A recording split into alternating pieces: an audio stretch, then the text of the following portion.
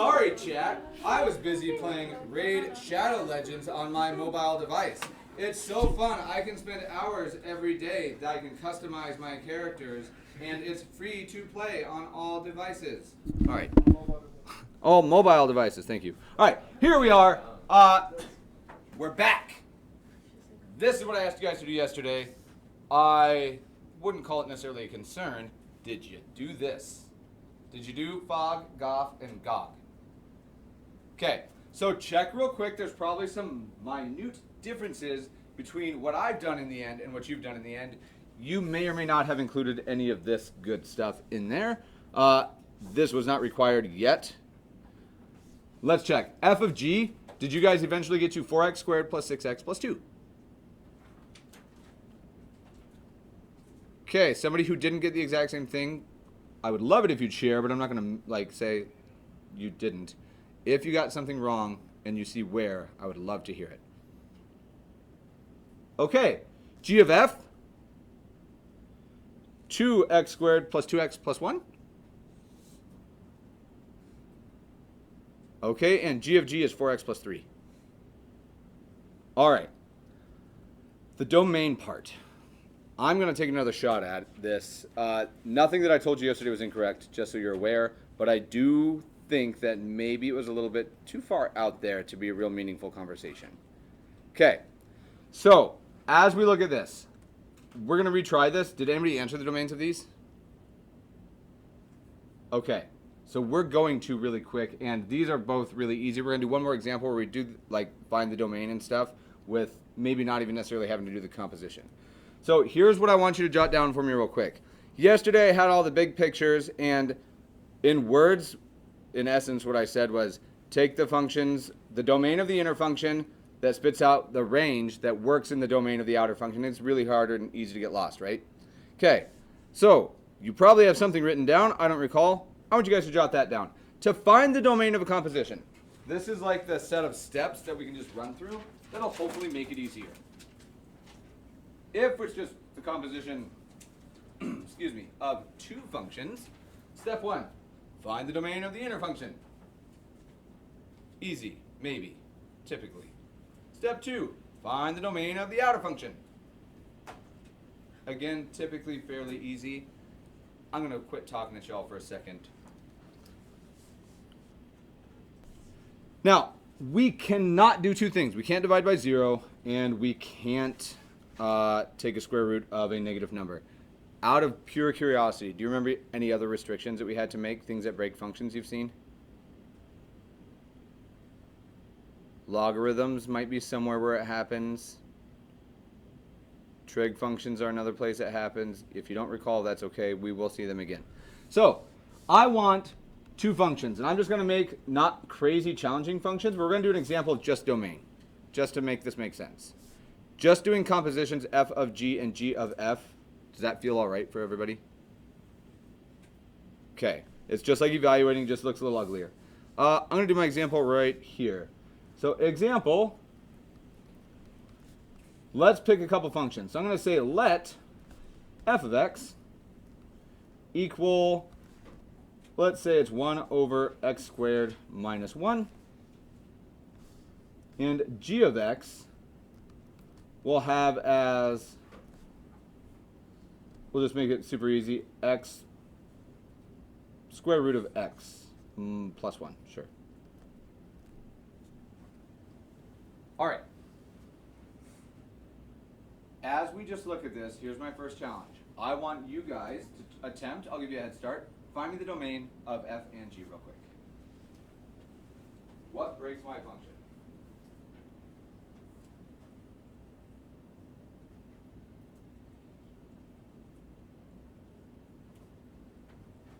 If you need a push in the right direction, your notes might help, but I can also help, and I'm cool to just chat it out.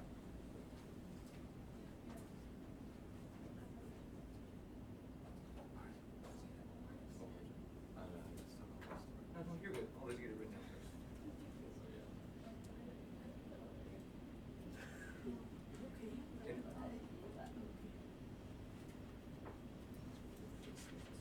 All right, so let's go with f first.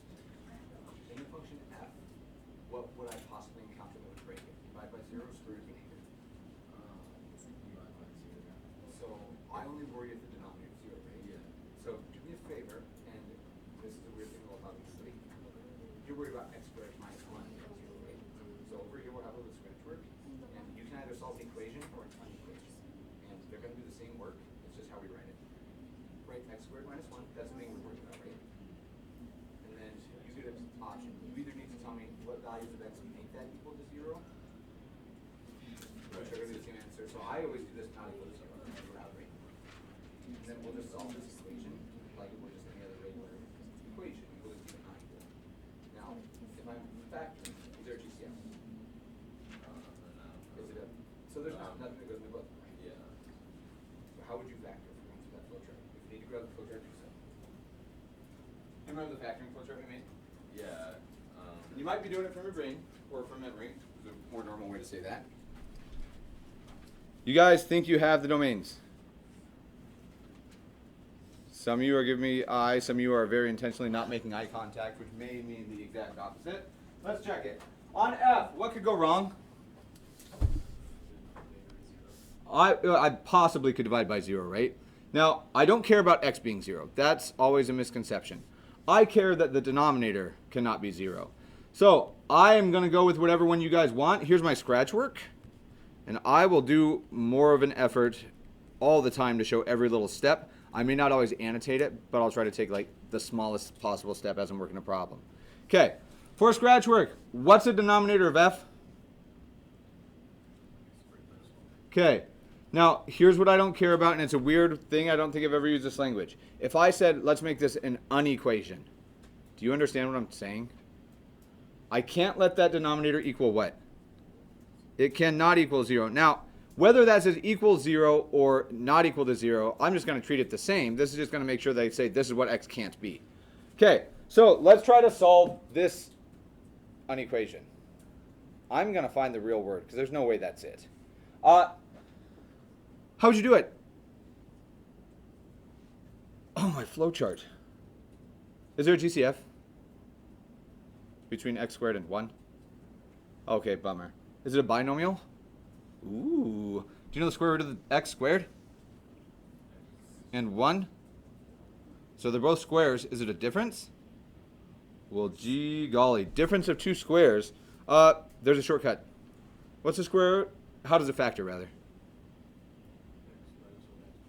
So we would jump only using our difference of squares, x minus 1 to x plus 1, then that's not equal to 0, which just tells us, hey, x cannot be 1 from this factor, because I just said this thing equal to 0, or not equal to 0 rather, and negative 1. Now, just for the record, if you're looking at this going, nope, hate it, why would I ever factor that? That's stupid. Holloway, it's so much easier to just do this and then take the square root of each side. I'm cool with it. Notice, we get the same answer. Awesome. All right. Now, what we have just found, this is all scratch work. What is the actual domain of f then? All the x values, literally every single one of them, except what? So I'm going to be really formal. It's a set of all x such that x cannot equal plus or minus 1. Everybody on board with that? Okay, the part that I was going to ask about preferences. Do you want me to solve unequations when we're doing this, or just use an equation and then change it to not equal to at the end? All that's going to change is what symbol do I write right here. Doesn't matter? Okay. All right. How about g? What do I worry about breaking, quote unquote, with my function g? I worry about taking the square root of a negative number. Now, the language we use, and this is going to be my scratch work again, the radicand cannot be negative. Now, there's a better way to say that. Not negative just means greater than or equal to what? 0. So I'm going to take whatever it is we're taking the square root of. In this case, it happens to be x plus 1. And it has to be greater than or equal to what number? 0. I think I can solve this inequality. By subtracting 1 from each side, I think we conclude that x is greater than or equal to negative 1. Okay. So I now have a domain for g as well. X such that x must be greater than or equal to negative 1. In the interest of space on my page, so I can keep these examples or these steps up here, I'm going to erase my scratch work because I assume that if you needed it, you've done it. Don't erase yours. I mean, you can, but I wouldn't. Okay. So now we're going to use this to find some domains. What do you want to do first? F of g or g, it doesn't matter. Let's do f of g first. A, I want the domain of this lovely function f composed with g of x.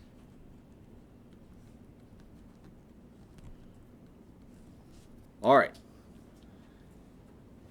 Now, did I ever even bother saying find me f of g? Didn't need it. We don't even care about it right now. Like, if all I ask is a domain, doesn't matter to me what it actually simplifies to. All that matters is what we're about to do. On this, what's the inner function? G is my inner function. Okay, are there values in G that I have to restrict? Okay, so already I'm just going to look. My inner function can't use what? Can't use, and I'm in blue specifically, x that is less than -1, right? So maybe a better way to word that is, I won't even write this part down. I'm just thinking out loud. It's just not nice to write down. Okay. Now, are there things that break G? Sorry, the outer function. What's the domain of my outer function?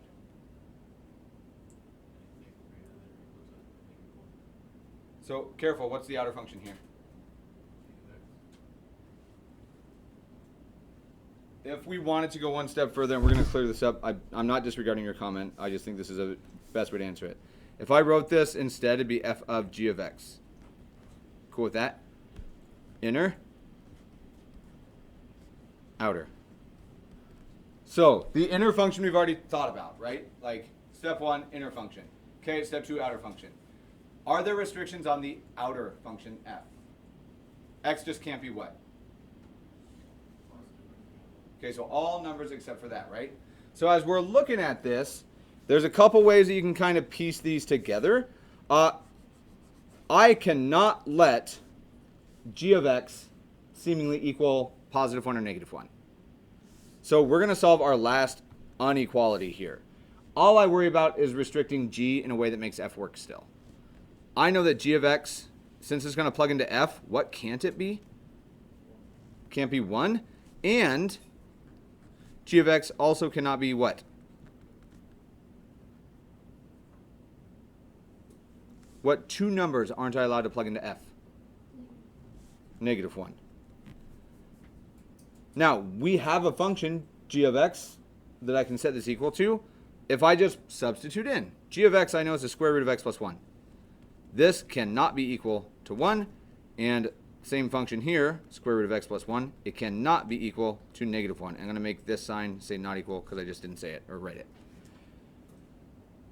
Okay. Could you solve these equations? If you want it, or unequations. How do you undo a square root? And if I square the left side, I must also square the... So I'm going to square both sides, would leave me with x plus 1 cannot be equal to 1, and x plus 1 cannot be equal to 1. That's convenient because I'm going to get the same value. Cool. All right. Moving past this. That just simply means x cannot be equal to what? 0 in either case. Now, these are the values of x that I would plug into g to break f. And there's a whole chain of logic that goes in here. In my mind, I go straight to that picture. But let's just see if we can work that out.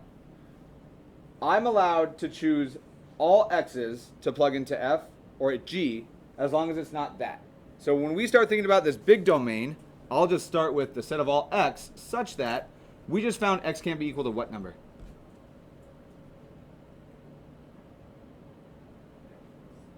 0, right? Now, remember, that's just a restriction that we make on our original function, or on g of x. That is the only number that will ever produce and break when I compose these together. Did this go any easier, or was this just as bad as yesterday? Okay, is it really, or are you just saying that because it's going to make me feel good? Okay, good. Dopamine spike and benefit. I'm not going to destroy you guys if you struggle with the domain stuff. It'll keep showing up over and over. I just wanted to have a minute to try it a different way. Cool.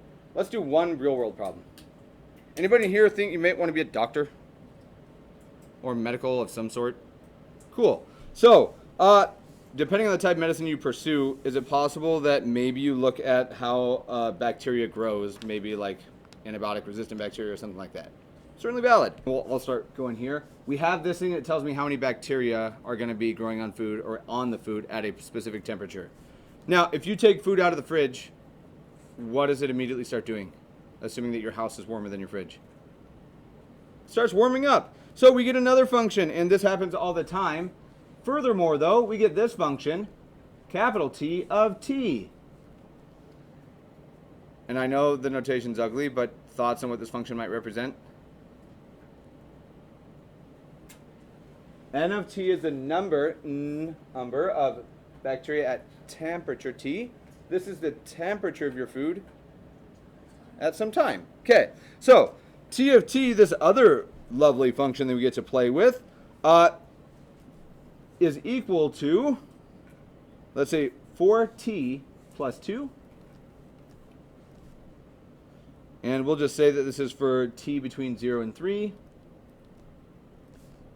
And we'll just say is the temp, and it annoys me that it's capital, but I'll keep consistent, at time T in hours. All right.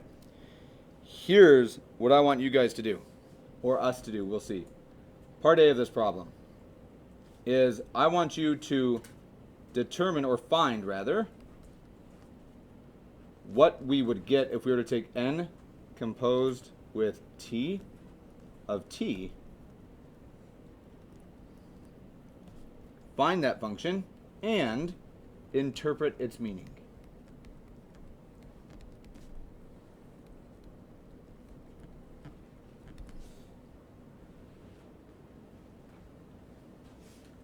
Okay, very specific when we're writing stuff. Capitals and lowercase will mean different things, more so in physics than in here, but in this situation, obviously important.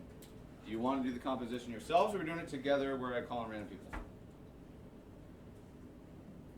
Did I hear whispers together? Okay, so help me out. First thing, and I'm going to call on random people, and I don't have my list, so y'all are just going to have to like give me your real numbers. We have 13. Yes. And what's your number, Riley? 10. I'm number 10 right now. All right, number 7. First thing, this is not good notation. I would suggest we change it. Specifically, N composed with T of T. Could you rewrite this in a way that maybe looks a little bit nicer? Number 7, I don't know who that is. Oh, Barsega, how could you rewrite N composed with T of T? N of T of T. Now, I don't want to write my functions different colors because it's a huge pain to go back and forth and just takes up a bunch of time. But let's work this out. This becomes N of, what am I going to plug in into the argument here of this function N, number 4?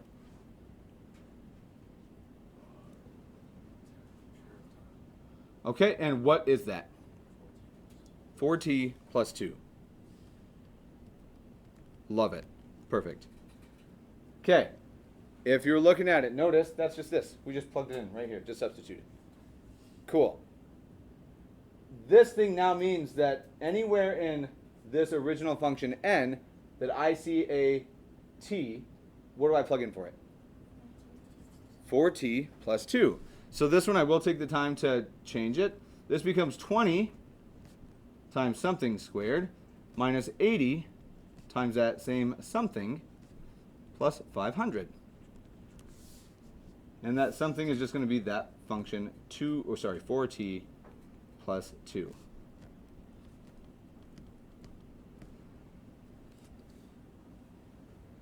Okay, we're just composing these. At this point in time, it's just an algebra exercise. Can you guys FOIL if given enough time? Okay, so in the interest of time, because I want to give you like the ability to work on stuff in class today, I'm just going to help out.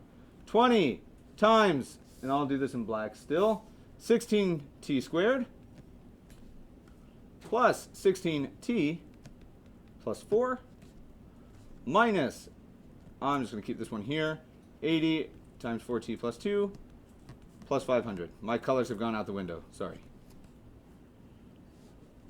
All I did was FOIL it. All I did is distribute. So instead of squaring, I just didn't make you do the scratch work for that.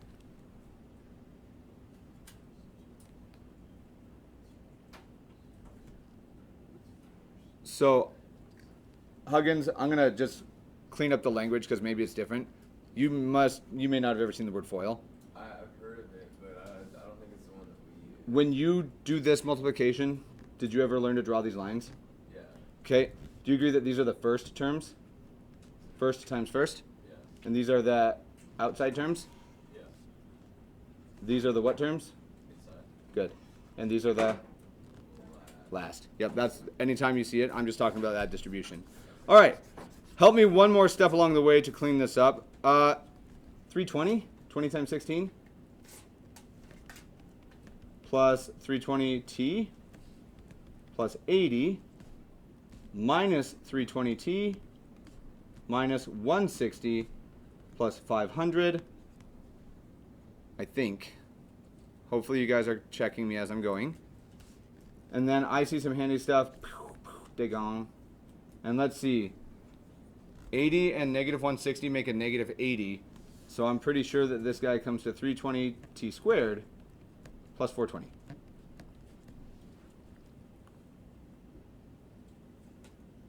Double check my math. Don't trust me. Mental math is not my strong suit.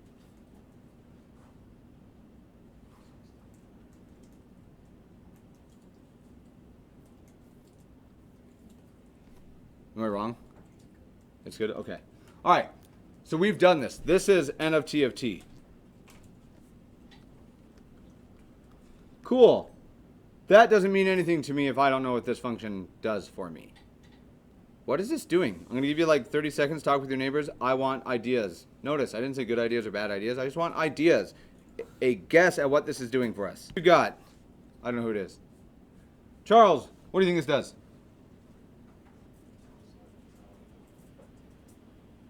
The number of bacteria, and you trailed off. The number tells the number of bacteria what?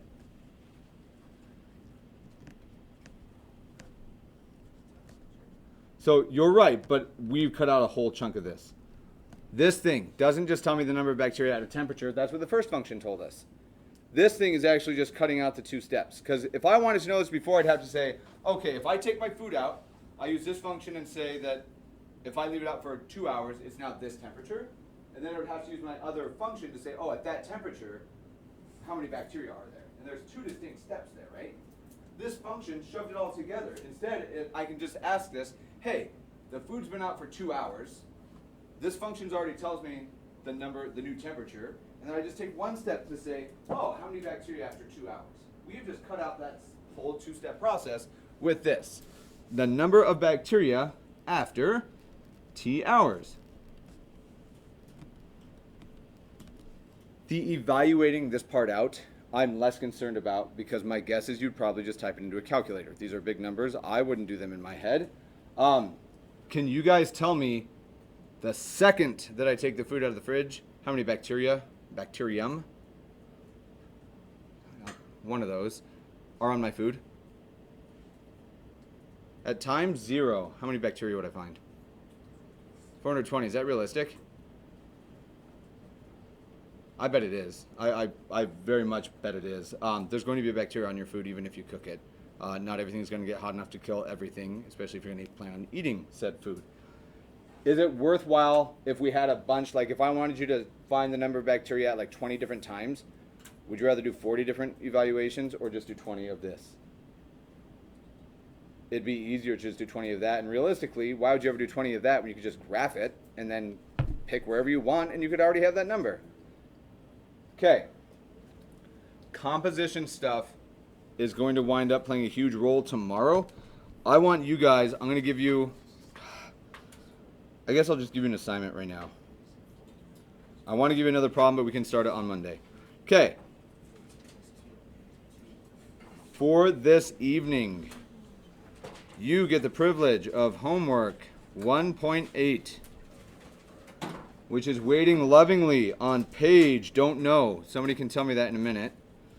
You get to do problems 1, 2, 5, 9, 13, and let me see if this is getting too long. That's it. It's not fun. But I'm going to see if any of these are like super awful. 81. Page 81, thank you. Interesting little anagram there. All right, 13. So I got a bunch more that can ready to fire off. Yeah, we can do this. 21.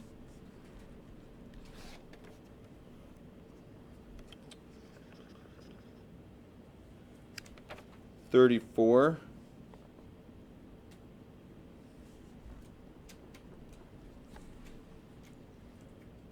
42. And I think I'm about done. There might be one more. That's good. One more is good? Actually, yes, so I love this problem. 59. It is good. You were correct. Cool.